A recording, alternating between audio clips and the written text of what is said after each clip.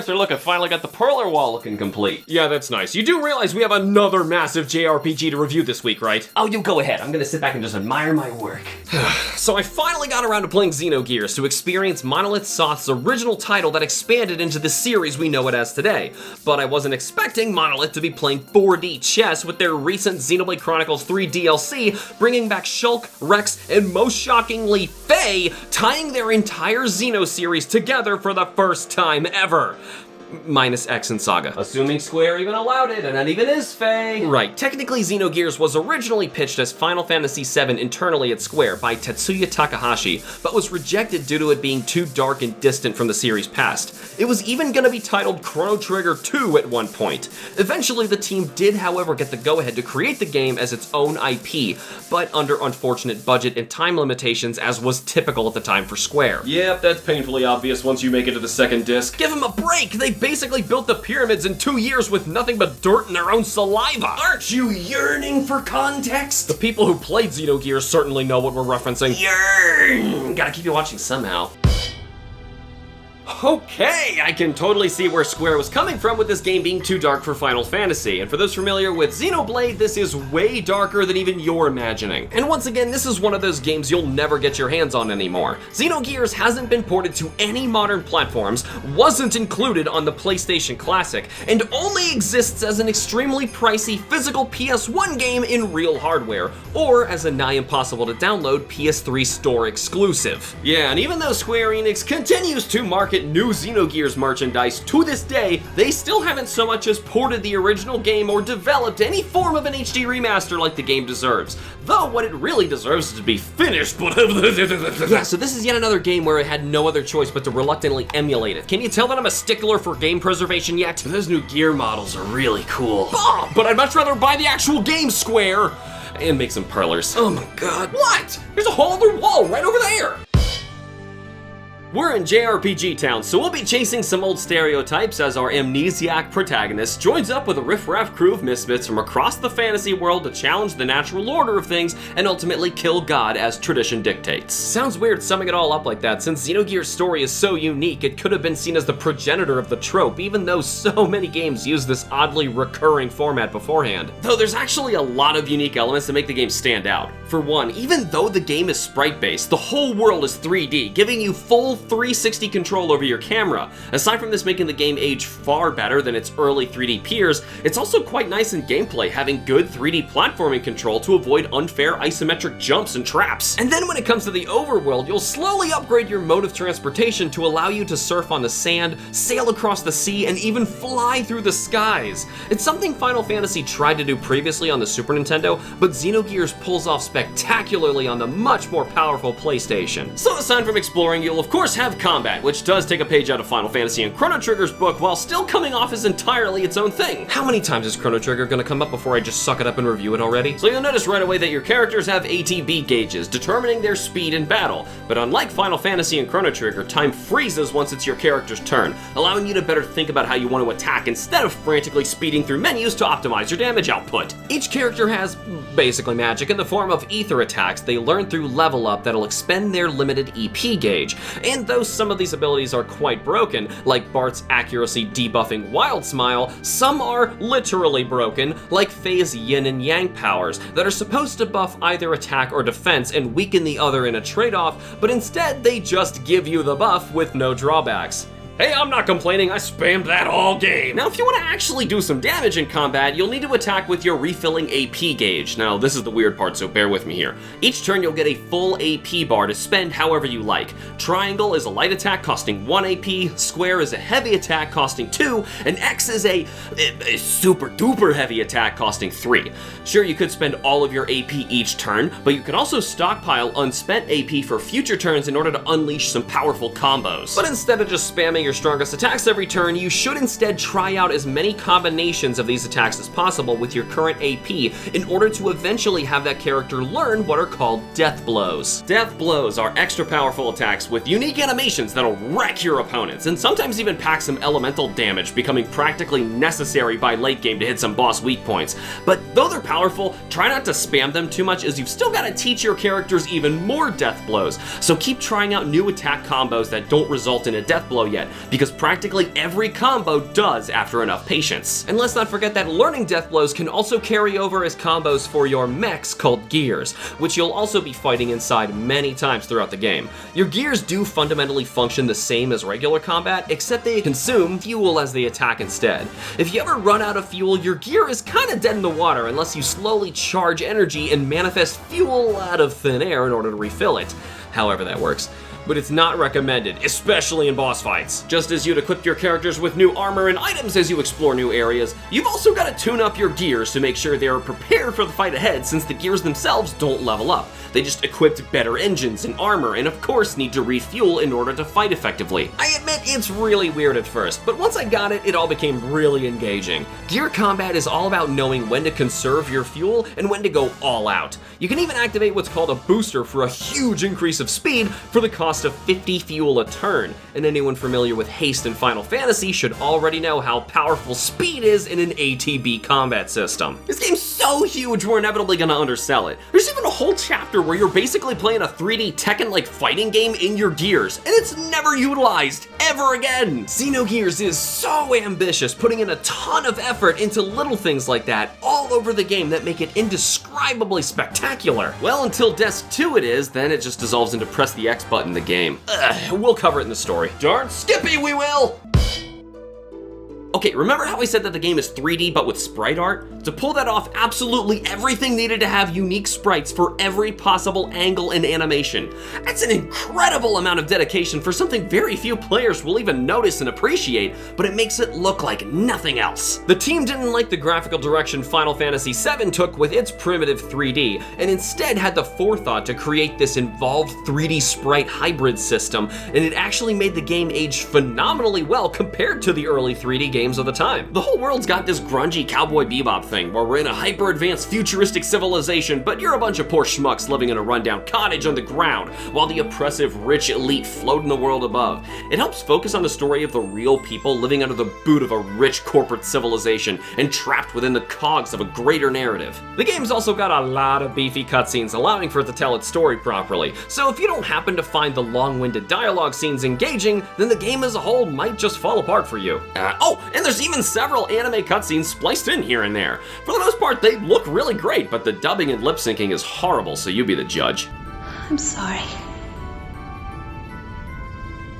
I guess I couldn't help you after all. All I can do for you now is ease your wounds. I was really weirded out how the game just kind of stopped the anime cutscenes pretty early on, and I was left wondering when I'd ever see another again. Then, weirdly enough, after like 50 hours, I suddenly got hit with one, but it was spliced in between two awkwardly fast-forwardy bits from Disc 2. They clearly made the cutscenes first and just kept expanding more and more into the first half of the game before realizing that they were running out of time. But hey, we paid to animate this scene, so you're gonna watch it, whether or not you get to appreciate the context of the scene at all. Alright, you waited long enough, it's story time. Switch back to Disc 1, everybody, we're in it for the long haul. After an impressive lengthy anime cutscene, which I'm not going to provide context for, involving a colossal spaceship being hacked and crash landing on a nearby planet with a purple-haired naked lady emerging from the wreckage, we begin the story in a small peaceful town of Lahan Village, controlling Fei Fong Wong, a martial artist master who doesn't want anything to do with fighting, and will never hold a weapon for the entire game, by the way, and instead would rather everyone just leave him alone so he can paint in peace. Well, we're playing as him in an RPG, so that's obviously not gonna happen, especially when you learn the entire continent of Ignis is locked in a war that's gone on for centuries between the two nations of Kislev and Ave, and if I just made all the Xenoblade 3 fans raise an eyebrow, yes, these two nations are very likely to be the very same Keves and Agnes, or eventually will be, or have been at one point in the past. It doesn't matter, I said centuries-long war, so who knows? So Faye's spending his time in Lahan Village like a normal person, painting and awaiting the imminent marriage of his two best friends, Alice and Timothy, by playing rock, paper, scissors with the local psychotically proclaimed RPS king, just because his wife is sick of hearing about her husband constantly bragging about his mad skills, yo.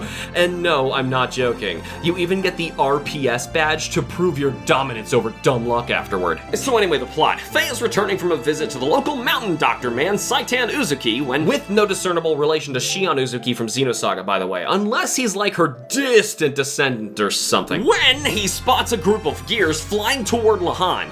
Faye and Saitan rush back to the village in flames due to the sudden attack. Faye finds a downed gear and decides to pilot the thing to try and drive off the attackers in spite of Saitan's protests. All goes surprisingly well, even though Faye doesn't know why he knows how to operate this giant mech. That is until Faye watches Timothy take a fatal shot and die while fleeing the village.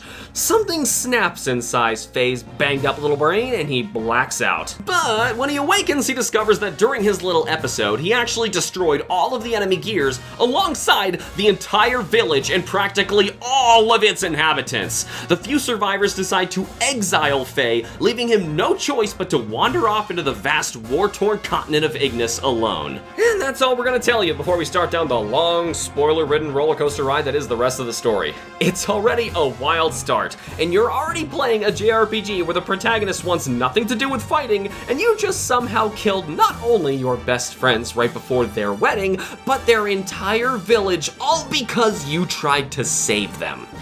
Yeah, this story's gonna hurt. On his journey, Faye encounters a Gebler soldier named Ellie. Yes, Gebler is a third faction in this war, but we're gonna get to that later. Faye's in such a rough state after the destruction of Lahan that he tries provoking Ellie into shooting him to end his own suffering. In a twist of fate, Faye ends up joining Ellie in order to help her escape the forest, and has to pilot the very same gear he used to destroy that village earlier in order to save Ellie from a freaking dinosaur in the woods. Yeah, your good old buddy Saitan didn't think you were traumatized enough, so he literally helicopters in the source of your nightmares at the ideal moment. Some doctor. To be fair, Saitan decided to join up with Faye after the destruction of the village and thought that the abandoned gear would come in handy, which it did, So he left a desperate group of survivors in order to make sure your life remained miserable? In the middle of the night, Saitan encourages Ellie to leave Faye in the woods, implying he's got some ulterior motives and knows a lot more than he's letting on. Oh boy, we're in such good hands. Well, the pair head to the desert where they encounter Graf, who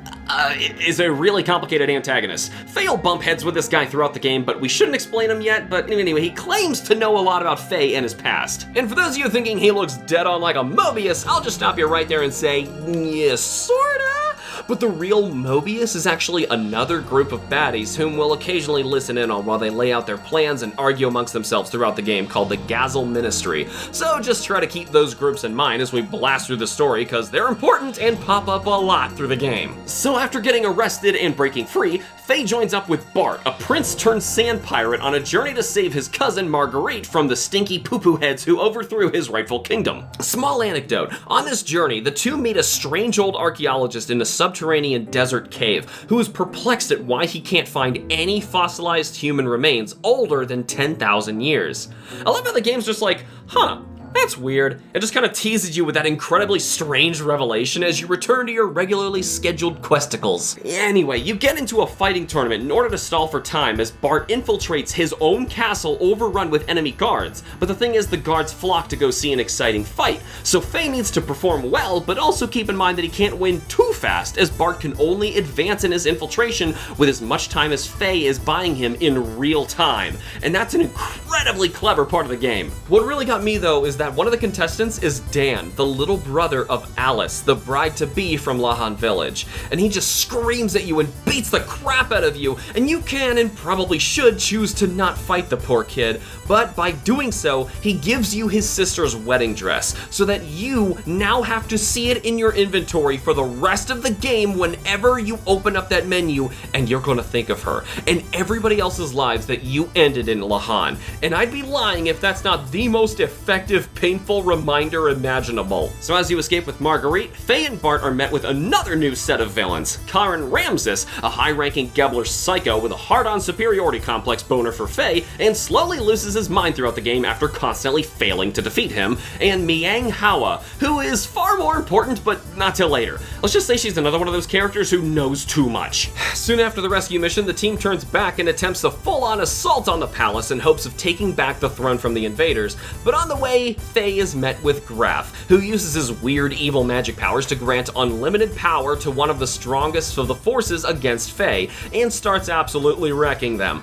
Faye, feeling completely overwhelmed and helpless, blacks out. With Faye being completely useless, Ramses orders the Yggdrasil, Bart's sand-surfing submarine ship, to surrender, but out of nowhere, a ridiculously powerful red gear appears and attacks the ship, effortlessly splitting it in half. Ramses attempts to confront it and is totally decimated instantly, causing all of the Gebler forces to retreat.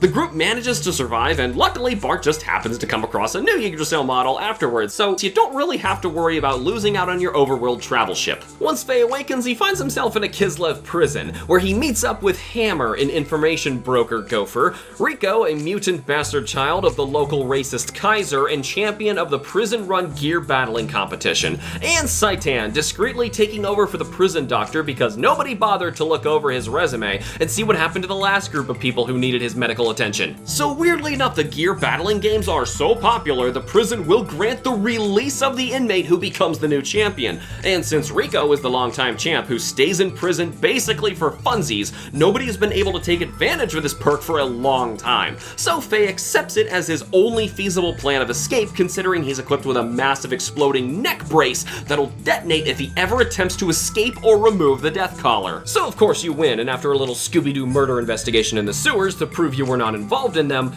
long story, just before your release, Solaris, that third faction from the beginning, begins raining down fire and bombs upon the entire city. Faye and Rico do their best to try and fight off the encroaching flying warships in their gears, but to little avail, as both of their gears overheat due to the strain. But luckily enough, Ellie, a Gebler soldier from Solaris, remember, sees them and realizes she's basically working for the bad guys, and turns on her own forces in a hopeless sacrificial attempt to buy some time for some evacuations below. And she'd have certainly died in the process of holding back a torpedoing kamikaze spaceship from the city below, were it not for Graf, of all people, saving her. Yeah, he's not a good guy now by any means, but he was just mostly curious about who, or rather what, Ellie even is. But anyway, the crew flees the city, now obviously fugitives from Kislev again, so they decide to steal their secret massive hidden airship nearby in order to escape, which, during their successful flight, they are ambushed by Graf, who is ridiculously powerful by the way, but refuses to harm Ellie for unknown reasons. Regardless, once you finally shake him loose and excitedly command your new flying battleship, freaking Bart sees you coming from below and, thinking you're Kislev, tries out his new super cannon to destroy the entire warship in a single blast,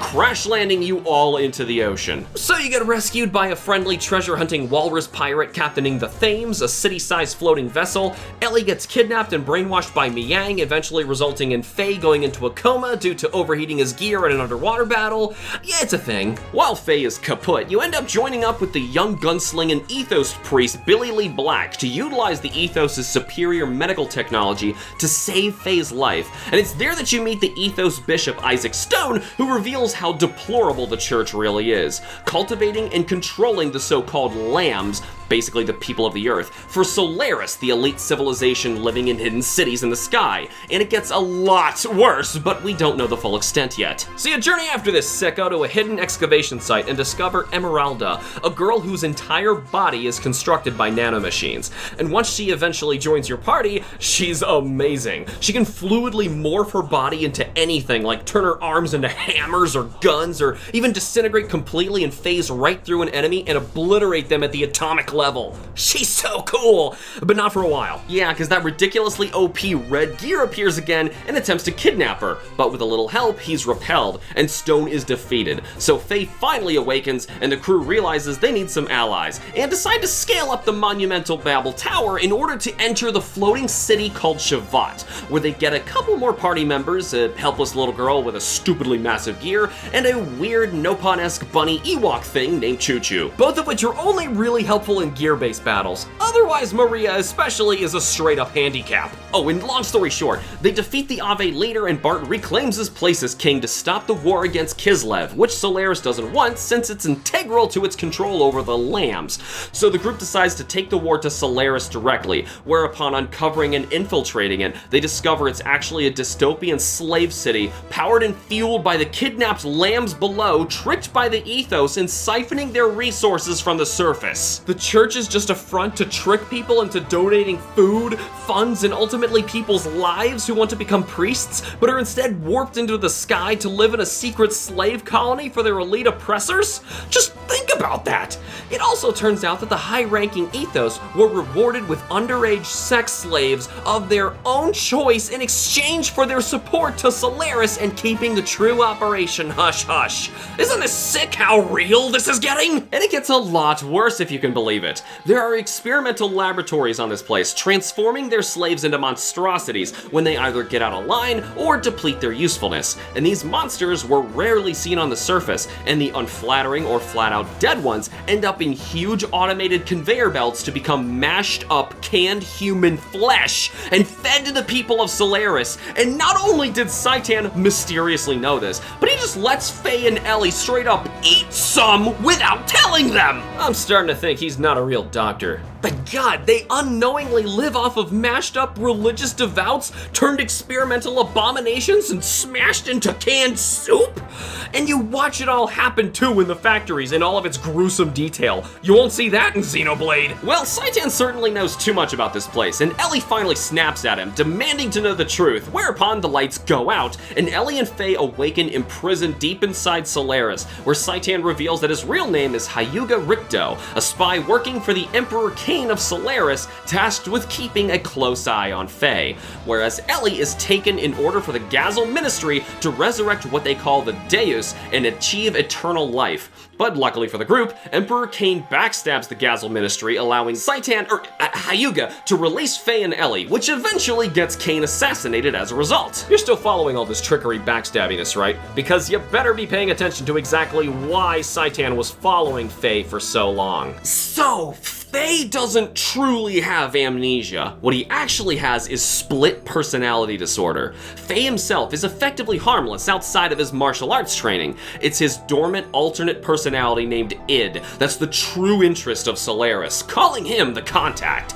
And it's not Faye, but Id that Saitan wanted to restrain and interrogate due to his immeasurable strength.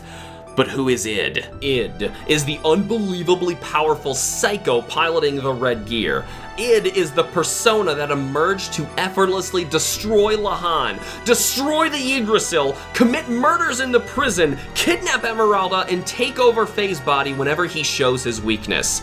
Yes, you have secretly been the source of your own misfortune this entire time. Saying that you're the bad guy is a colossal understatement.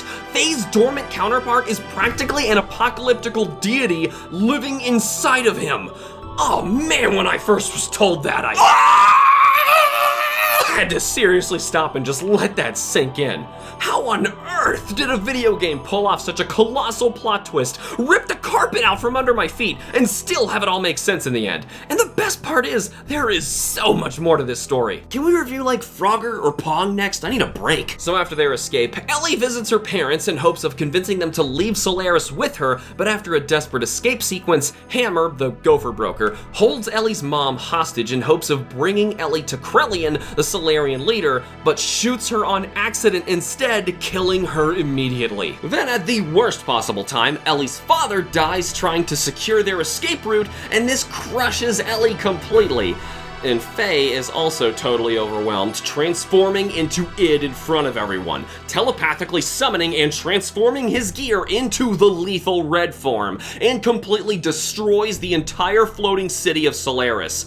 Faye and Ellie are mortally wounded, but slowly recover over 3 weeks by the hermit Tora Melchior. Ignoring the accidentally destroying an entire city by triggering the psycho thing, the name Melchior should sound familiar to Chrono Trigger fans, as he's actually a prominent character in the game. And funnily enough, there was another familiar face in Lahan Village that we neglected to mention earlier. Your time travel tinkerer party member Luca actually visits the village and even explains to Faye how save stations work. So yeah, Chrono Trigger is canon in the Xeno universe. And now you know that. Normally you're getting on me for rambling on too long. Ah, come on, that's cool. Anyway, we finally reached Disc 2, where unfortunately the devs ran out of time and desperately rushed the rest of the game together, compromising gameplay in the process so the story could be told. So basically you'll they'll just be reading most of what happens as the characters take turns in the timeout chair, just telling us about what happens next instead of letting us actually explore the areas and dungeons that they clearly imply through their word vomit. It's a shame, but you do at least get to play the crucial parts, and the animated cutscenes do pick up on this disc, so take what you can get. So great, now we gotta sum up the summarized summary that the game gives us. So the party releases the genetic limiters imposed by Solaris on everyone on the planet,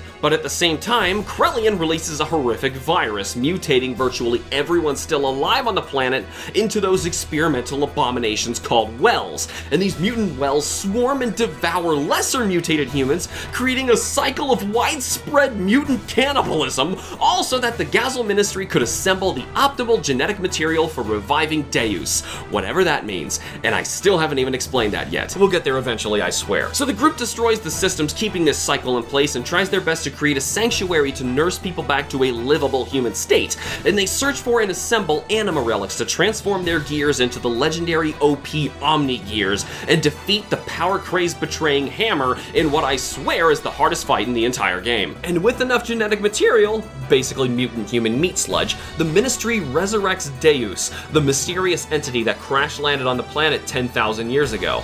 And there's that number again. Remember there were no human records before that point in history? Yeah, of course it's not creationism, don't be an idiot. I can finally explain the intro cutscene! So, sometime, I assume, after the events of Xeno's saga, a massive colony ship crash lands on an alien planet, where the purple-haired naked lady emerges. Well, the message hacked over all the ship's screens simply read, "Ye shall be as gods," meaning the hacker deliberately crash-landed the ship on a barren planet of human life in order to turn the ship's inhabitants into the progenitors of a new race of humans. However, all governed by this strange will, the surviving organic elements from Deus, the Gazel Ministry. And that hacker, by the way, was none other than the Deus itself. If it feels like we're going too fast, then good, because that's what Disc 2 feels like. So after a PS1 sex scene with Faye and Ellie, the two begin to recollect their previous lives together as past reincarnations of themselves, repeatedly dying and becoming reincarnated again throughout the past 10,000 years,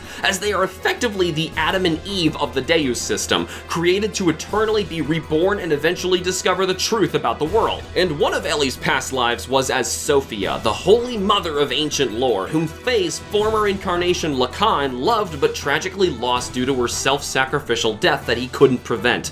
So Lacan snapped, lashing out against this cursed system and aimed to destroy the world, and even when his own physical body died, he transplanted his mind into new bodies to live on eternally to ensure his destruction is assured, and his current form is known as Graph. Hey, if you need a pause to get a drink of water, we'll wait. Emeralda even recognizes Faye from one of his past lives, calling him by the name of Kim, her creator.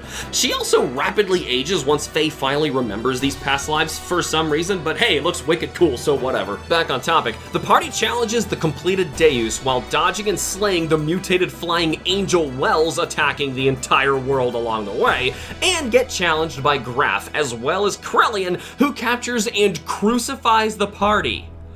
Crucifies the party! Well, minus Ellie, who was actually lured here on a trap to awaken Deus, where the party is released, from crucifixion, to pursue Krellian and Ellie. Krellian actually backstabs and destroys the Gazel Ministry. Ramsus, now totally insane, fights the party, revealing that he was an experimental artificial contact, before Miang discovered her recent incarnation's son, Faye, was the true contact. And yes, Miang has been reincarnating too. As for what a contact is, it basically means Faye's original incarnation actually made contact with an extra-dimensional entity trapped within a golden prison called the Zohar, constructed to exploit the enslaved entity's otherworldly existence and its unlimited power supply. And this Zohar is the power source of the original Deus system from that massive ship that crash-landed on the planet 10,000 years ago. The group finds Ellie bound and crucified herself, as Krellian explains she must be sacrificed to revive Deus. A crazed Ramsus shoots Krellian and Miang out of spite for using him. Krellian, being composed of mostly nanomachines, quickly revives, and Faye takes advantage of this situation to rescue Ellie, whose sudden accidentally shoots him, revealing that she's now Miang in her final incarnation. You see, Miang was actually the purple-haired naked lady from the beginning. She's just been swapping bodies upon death for millennia, but unable to actually kill herself to force the switch at any point. So now in her desired form, Miang and Krelian are absorbed into Deus, allowing it to wreak havoc on the world below, firing unimaginably powerful laser blasts to destroy the world. The remnants of the last human stragglers hide out in the fallen cities of Shavat and Solaris, now turned subterranean refurbished safe houses from the rampant wells and violent weather. Faye manages to uncover the Zohar and commune with the being trapped inside, simply known as the Wave Existence. It pleads for him to free it from its prison, as well as save his own planet by destroying Deus, which in turn would destroy its own prison, shackling it to our plane of existence. Once Faye accepts the task and returns to the party, his gear fully awakens and transforms into its titular final form, Xenogears. He said the thing! There's also another huge plot twist as we discover Faye's missing father had been helping him all throughout the game, disguised as the persona of Wiseman. But through another twist, we find out that Wiseman was also the current body that Graf, or Lacan, was using in order to wreak havoc on the world, and he used the disguised Wiseman moniker when he broke through mentally that held back version of the Graf persona. I guess crazy runs in the family. You should never neglect your mental health, kids. As the Contact, Faye was granted the power to one day destroy the Zohar, and with his father's help, Faye is able to overcome his conflicting personalities and fully utilize the power granted to id in order to challenge the completed Deus inside of its core, freeing the Zohar's wave existence from what it calls its fleshy captivity. Ellie, now freed from Deus's Miang control thing, attempts to drive the out-of-control Deus away from the planet to keep the imminent self-destruction from obliterating what's left of its inhabitants. But by destroying the Zohar, everybody's gears cease functioning, as it was their power source all along as well. All except for Xenogears. So Faye, ignoring the party's pleas to stop, charges forward after Ellie in hopes of rescuing her from her self-sacrificial blast. But instead, the two are sucked into a tear in reality as the exploding Deus rips apart space-time. Have we mentioned that this is all really cool? Inside the rift, Faye and Ellie meet Krelian on the cusp of entering the Wave Existence dimension and righting the wrongs of the world, as was his true goal from the beginning. Which I'm not sure I buy, considering the catastrophically evil things he did to get there, but if he was just banking on smacking a reset button at the end, I guess it's justifiable to him. The two have an argument of ideologies, as Faye argues that it's the imperfections of humanity that make them human, and Krelian's ideal world of perfection is ultimately flawed. Krelian challenges Faye to prove his love and conviction that gives him authority over God by calling forth Ouroboros to defeat him. Yes, the final boss is Ouroboros, to end this cycle of controlled death and rebirth. Sounds a little familiar, doesn't it, Xenoblade 3 fans? And did I mention that the working title for Xenogears was Project Noah? Yeah, I hope you realize how masterfully intertwined these games are. After defeating Ouroboros, and yes, it's misspelled like that with an L for some reason, whatever, Ellie tells Faye Krelian was only aiming for a world where no one could ever experience loss ever again, and not to hate him for his misguided passion. Krelian chooses to ascend into the Wave Existence, leaving Faye and Ellie to return to their world, now free from the entity they knew as God. They descend inside Xenogears to the shock and awe of the party, and return safely to the Earth. Wow. Oh, and after the end credits roll, the words Xenogears Episode 5 appears on screen. What? Is that supposed to be like a Star Wars thing? Like starting on episode 4? No. So it's supposedly more like there's 6 episodes total, but they weren't all intended to be games. In fact, the other episodes were strongly implied to be the stories of the other incarnations of Faye throughout time, which, if you can believe it, was actually totally glossed over in our story synopsis, among many other things. Okay, so the story's not garishly cut short like I thought. And remember, Faye is just 5 of 6 of this reincarnation train, implying that there's still more to come from this story that was never told, which may or may not finally become wrapped up later this year in the conclusion to Xenoblade 3's DLC. And even if that guy's not actually named Faye, he could very well still be the episode 6 incarnation of the same guy. That way Nintendo can dodge Square's greedy lawyers and complete his story and tie it all up nicely with a bow after 25 years. Even if he's not named Faye, he's still Fey. And now you're one of the few informed people who can fully appreciate the absolute madness that has been, and will be, and currently is, the entirety of the Xeno universe. Alright, this was fun and all, but I say we review Pac-Man next time, so I can just talk about a pizza man gobbling balls. If that Xenoblade DLC sucks, this is gonna age so badly. Shut up already! You know, I feel bad music is such a late segment in this show because out of everything, it's a game's music that brings it to life and gives it its soul. And music is critical in raising a good game and making it a masterpiece. And Xenogears is fully composed by one of the all-time greats of the industry, Yasunori Mitsuda. And there's even those two incredible vocal tracks bookending the game, setting up their long-running tradition of doing so. Then again, the horrible English dubbing for the anime cutscenes happened. They were supposed to elevate the game even further, but ended up being one of the only parts showing its age after 25 years.